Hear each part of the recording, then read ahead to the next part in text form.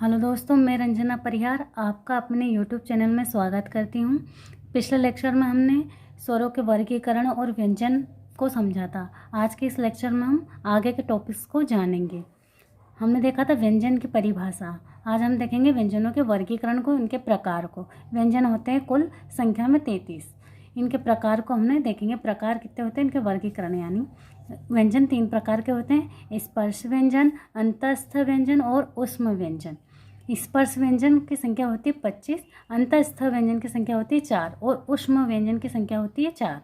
स्पर्श व्यंजन किसे कहते हैं, ये जानेंगे। स्पर्श व्यंजन अर्थात ऐसे व्यंजन वर्ण जिनके उच्चारण में मुख से निकलने वाली वायु मुख के किसी न किसी उच्चारण अंग जैसे कंठ, तालु, मूर्धा, दंत तथा ओष्ठ से स्पर्श होकर बाहर निकलती है। अर्थात जो मुख से इनके उच्चारण हम जब करेंगे इन व्यंजनों का, तो हमारे मुख से जो हवा निकलेगी, जो वायु निकलेगी, वह हमारे मुख के उच्चारण अंग जैसे कंठ से, तालु से, मूर्धा से, दंत से या होंठ से आदि से स्पर्श करके निकलती है। इसलिए इन्हें स्पर्शी व्यंजन कहा गया है। चूँकि इन्हें वर्गों में बांटा गया है, इसलिए इन्हें वर्गीय व्यंजन भी कहा जाता है। अब हम जानेंगे कंठ। तो हम समझते हैं कंठ यानी गला, गले से स्पर्श होकर निकल रही है। तालु यानी जो मुंह का ऊपरी भाग होता है उसे तालु बोलते हैं। तालु यानी हमारा जो तलवा होता है, मुख का जो जीभ से ऊपर का हिस्सा होता है उसे तलवा बोलते हैं, तालु। और जब तालु से थोड़ा सा आगे का भाग होता है, जो तालु ऊपरी तालु से जो आगे का भाग होता है उसे मूर्धा बोलते हैं। दंत यानी दांत हमारे, ओष्ठ यानी होंठ हमारे। ठीक है, तो इन्हें वर्गों में इस तरह से बांटा गया है। क से लेकर म तक व्यंजन वर्णों को लिखा गया है। ये सारे जो है 25 हैं, ये हमारे स्पर्शी व्यंजन कहलाते हैं। इन्हें वर्ग में लिख लेंगे हम। क, ख, ग, घ, इंगा, च, छ, ज, झ, न, ट, ठ, ड, ढ, न, त, थ, द, ध, न, प, फ, ब, भ, म। इसे क से लेकर प तक प्रथमाक्षर बोला जाता है। क से फ तक द्वितीयाक्षर, ग से ब तक तृतीयाक्षर, घ से भ तक चतुर्थाक्षर बोला जाता है। और इंगा से लेकर म तक इसे पंचमाक्षर बोला जाता है। ठीक है, अब क से लेकर जो इंगा तक हुआ है इसे एक वर्ग बोला जाता है। इस वर्ग का नाम क्या है? इसे क से शुरुआत हुई है इसलिए इसका नाम है क वर्ग। च से शुरुआत हुई है इसलिए इसका नाम है च वर्ग। इसका ट से न तक ट वर्ग है, यो त से न तक त वर्ग, और प से म तक प वर्ग है। ठीक है, अब ये हुआ ये हमारा क वर्ग हुआ, ये च वर्ग हुआ, ये ट वर्ग, ये त वर्ग और ये प वर्ग। इसे बोलेंगे प्रथमाक्षर। इस तरह से द्वितीयाक्षर, तृतीयाक्षर, चतुर्थाक्षर और पंचमाक्षर। ठीक है, इतनी बातों को हमने समझा। आगे हम जानेंगे कि ये व्यंजन ये जो क वर्ग है ये कहाँ पर स्पर्श करता है। क वर्ग के जो साउंड होती है, जो वायु निकलती है मुँह से, जो आवाज़ ध्वनि आती है, वह साउंड कहाँ पर स्पर्श होती है। तो जो क वर्ग होता है उसमें जो वायु रहती है वो कंठ से निकलती है, कंठ से स्पर्श होकर बाहर निकलती है। इसलिए जो क वर्ग के व्यंजन हैं, क वर्ग के जो 5 व्यंजन हैं, इन्हें कंठव्य व्यंजन कहा जाता है। कंठव्य वर्ण या कंठव्य व्यंजन कहा जाता है। कंठव्य व्यंजन कहा जाता है। जो च वर्ग के हैं इन्हें हम उच्चारण करके देखते हैं। च, छ, ज, झ, न।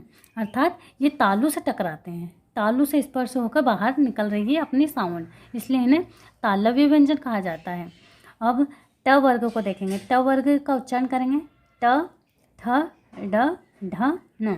अर्थात इसमें ये जो व्यंजन है, जो 5 व्यंजन दिए गए हैं, ये मूर्धा से टकरा रहे हैं, मूर्धा से स्पर्श होकर बाहर निकल रहे हैं, इसलिए इन्हें मूर्धन्य व्यंजन कहा जाता है। बता चुकी हूँ कि मूर्धा क्या होती है। मूर्धा यानी जो हमारी तालु होती है उसके आगे का हिस्सा, अर्थात उससे जो तालु से जो आगे का हिस्सा होता है मुख का, उसको मूर्धा बोला जाता है। तो ये मूर्धा से आगे टकराकर निकल रहे हैं, मूर्धा से टकराकर ध्वनि निकल रही है, इसलिए इन्हें मूर्धन्य व्यंजन कहा गया है।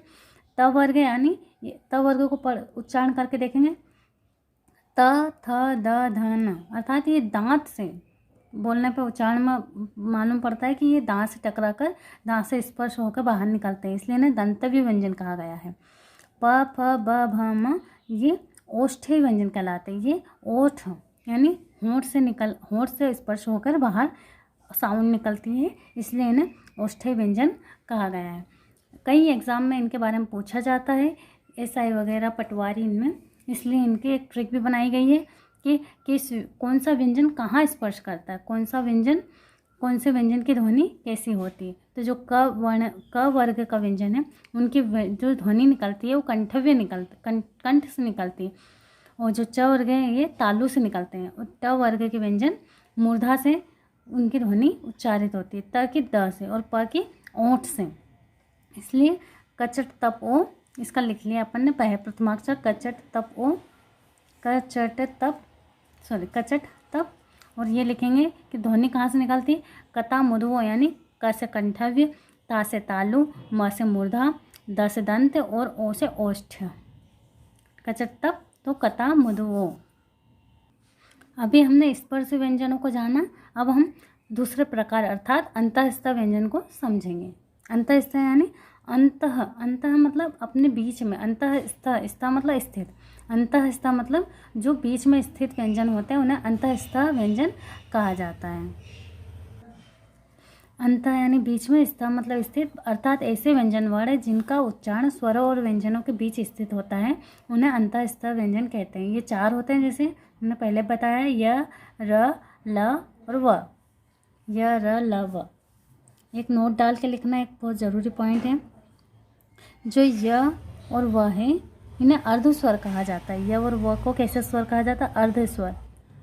एक और इम्पोर्टेंट फैक्ट है कि जो र है इसे लुंठित वर्ण कहा गया, लुंठित या प्रकंपित वर्ण, लुंठित वर्ण या प्रकंपित वर्ण, प्रकंपित वर्ण कहा जाता। क्यों? क्योंकि जो र के उच्चारण करते समय जो हमारे मुख से जो ध्वनि निकलती है वह ऐसी लगती है जैसे लुढ़क रही है, र मतलब कंपन करते हुए ध्वनि निकलती है, इसलिए इसको लुंठित वर्ण या प्रकंपित वर्ण भी कहा जाता है। अब हम देखेंगे ल के बारे में। ल कैसा है? ल है पार्श्विक वर्ण, पार्श्विक वर्ण अर्थात इसके उच्चारण करते समय जो ध्वनि निकलती है वह जीभ के आइट साइड से निकलती है। पार्श्व मतलब जीभ के आइट साइड भाग से निकलती है, अर्थात ऐसा व्यंजन वर्ण जिसके उच्चारण में वायु जीभ के दोनों ओर से बाहर आती है। जो वायु रहती है, ध्वनि जो साउंड रहता है वो जीभ के दोनों ओर से बाहर आता है, ल, इसलिए इसे पार्श्विक वर्ण कहा गया है। ठीक है, आज के इस लेक्चर में हमने जाना कि स्पर्श व्यंजन क्या होते हैं, अंतःस्थ व्यंजन क्या होता है। अंतःस्थ व्यंजन को एक बार और समझ लेंगे कि ये मतलब बीच स्वर, इनका जो उच्चारण होता है स्वरों और व्यंजनों के बीच स्थित होता है, इसलिए इन्हें अंतःस्थ व्यंजन कहा गया है। जैसे य, र, ल और व।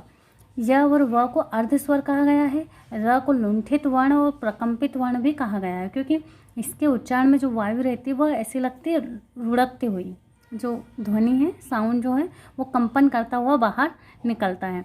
ल को पार्श्विक वर्ण कहा गया है, क्योंकि इसके उच्चारण के समय जो वायु रहती है वो जीभ के दोनों ओर से बाहर आती है। इस तरह दोस्तों आज के इस लेक्चर में हमने स्पर्श व्यंजन और अंतःस्थ व्यंजन को समझा। नेक्स्ट लेक्चर में हम ऊष्म व्यंजन वर्ण को समझेंगे। Thank you for watching this video. Like, share and subscribe.